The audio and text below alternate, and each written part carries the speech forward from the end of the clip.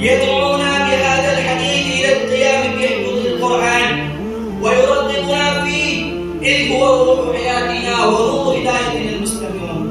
هذا هو القرآن المبارك الذي أعلن الله تبارك وتعالى صيانته وقال من كلامه: إنا نحن نزلنا الذكر وإنا له لحافظون.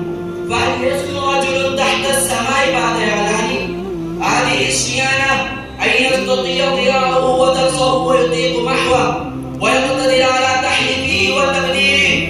فيكون الجواب: لا، أنتم تعلمون. فرأى العالم رأي العين وشاهدت الدنيا كلها ثورة كبيرة ضد هذا الكتاب المقدس بأزمنة مختلفة، ولكن فشلت كل الثورة وبقي هذا الكتاب محفوظا مأمونا مفيضا نورا، ويستمر إن شاء الله هكذا إلى قيام الساعة. ولن تلد رجلا نابغا يستطيع تحريفه.